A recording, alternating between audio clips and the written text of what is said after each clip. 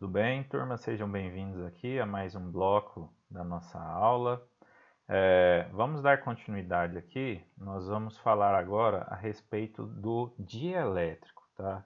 Então, até agora nós falamos a respeito da solução de capacitores, falamos do funcionamento dele, das placas paralelas, mas pouco mencionamos a respeito daquele dielétrico. Então, o espaço entre as placas de um capacitor, ele pode ser preenchido com um material dielétrico, isolante como plástico ou um óleo mineral, ou o próprio ar, tá? Quando isso acontece, a capacitância ela passa a ser multiplicada por um fator numérico, que nós chamamos de fator K, também denominado, né, pela constante dielétrica do material. Então, esse K aqui, que na verdade é o kappa, é aquela letra grega kappa, ela corresponde à constante dielétrica do material. E aí aqui na tabela ao lado, nós temos aqui as constantes dielétricas dos vários tipos de material. Então, o que você percebe? Até agora, nós tínhamos dito que o valor da carga armazenada no capacitor dependia muito do que? Da geometria do capacitor e da tensão aplicada nele.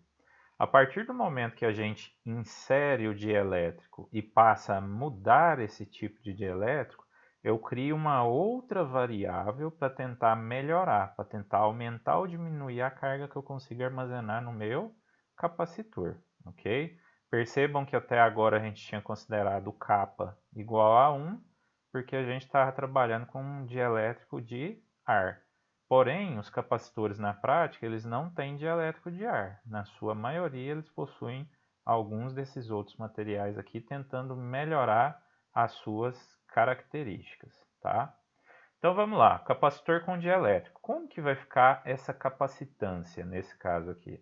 Então a minha capacitância, ela vai passar a ser dada por quem? Pelo valor, né, capacitância igual a ε0 vezes as dimensões do meu capacitor, tá?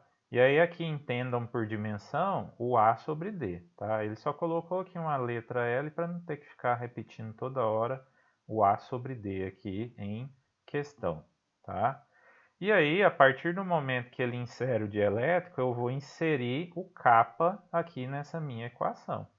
Então eu chego aqui conclusão, ora, o meu capacitor de ar, ele é ε0 vezes as dimensões dele, que é o A sobre D. Então isso aqui é a capacitância do ar. Quando eu insiro o kappa, eu tenho uma nova capacitância.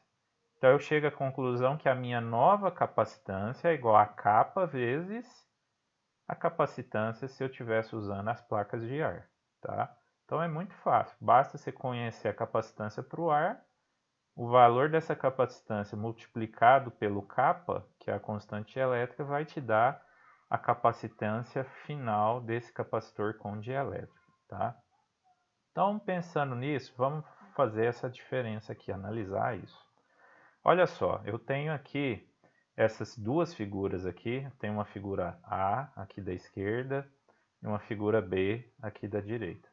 O que ele fez aqui? Ó? Então ele está considerando aqui, se a diferença de potencial entre as placas de um capacitor é mantida por uma bateria B, tá aqui a bateria, o efeito de um dielétrico será de aumentar a carga das placas. Então, quando você insere o dielétrico aqui, na verdade você está aumentando a capacitância, você vai aumentar a carga que você consegue armazenar. Por quê? Porque o meio dielétrico que está aqui entre as placas vai interferir naquele campo elétrico mostrado, tá? E aí o que nós vamos ter aqui, ó, na figura B? Se as cargas das placas é mantida, o efeito dielétrico é reduzir a diferença de potencial entre as placas.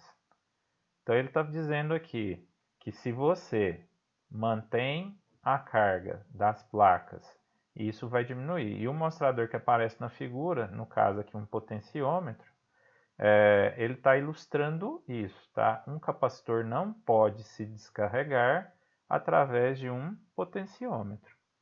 Então, o que ele está mostrando aqui? Ó? Eu tenho aqui dois casos.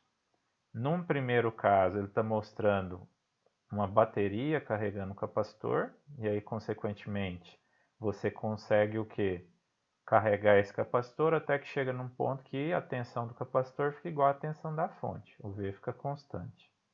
No segundo caso, você tem um outro exemplo. Você tem um capacitor carregado, e aí esse capacitor você está mostrando ali o que? Você está medindo, demonstrando qual é o nível de tensão, tá? Na saída desse seu capacitor, tá? E aí demonstrando que esse nível de tensão ele se mantém, né, através de uma carga constante. Então, em uma região totalmente preenchida por um material dielétrico ou constante dielétrica, a permissividade do vácuo ela deve ser substituída por kε0 nas equações, que foi aquilo que nós fizemos. Então, agora, o que nós vamos fazer? O campo elétrico tradicional, vocês lembram lá da aula de campo elétrico? Qual que era o valor do campo elétrico? Era 1 sobre 4πε0 Q sobre R ao quadrado. Qual que é a diferença agora? Eu vou introduzir o kappa junto com o ε0. Então, assim vai ficar a nova equação de campo elétrico para esse capacitor com dielétrico. E aí, fazendo os devidos ajustes aqui, tá? Se nós considerarmos, né, que a expressão do campo elétrico nas proximidades da superfície do condutor imerso em um dielétrico, você vai ter essa condição aqui, ó. Campo elétrico igual a sigma sobre kappa ε0. Onde aqui o nosso kappa ele é sempre maior que a unidade dessas equações, mostrando, né, que para uma dada distribuição de carga, o efeito dielétrico vai ser de diminuir o valor do campo elétrico que existe entre as placas. O que ele está ilustrando aqui? Se você põe um meio dielétrico ali, como o kappa está no denominador, a tendência é sempre ele reduzir o campo elétrico ali em questão, ok? Então vamos fazer esse exemplo aqui, turma. Eu tenho aqui então um capacitor de placas paralelas cuja capacitância é 13,5 picofarad.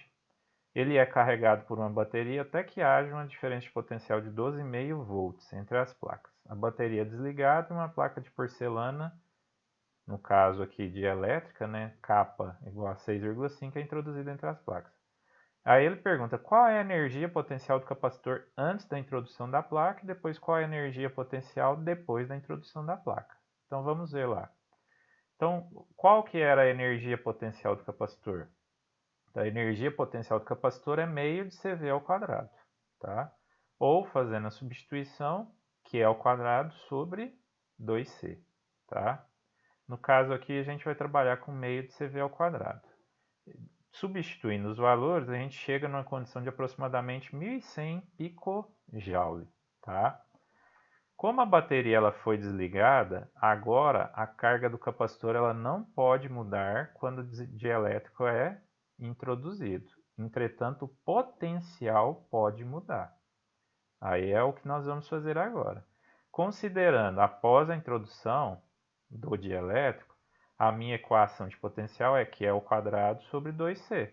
Só que como eu introduzi o dielétrico, o kappa vai acompanhar o C. Vocês lembram lá da nossa aula? Então, a nova constante C vai ser quem? Kappa vezes a constante do ar, que foi antes de introduzir o dielétrico. Então, o kappa vai para o denominador. Então, vai ficar aproximadamente 1.055 picojoule dividido por 6,5. E aí eu chego nessa condição de 160 picojoule. Então percebam que o fato de eu introduzir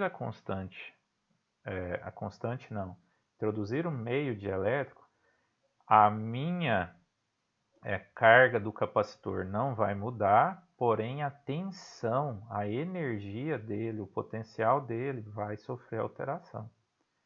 E aí, se eu tenho variação de potencial, de energia potencial, eu vou ter o quê? Trabalho. Então, vai ser energia final menos energia inicial. 1055, que era inicial, menos 162, que é a final.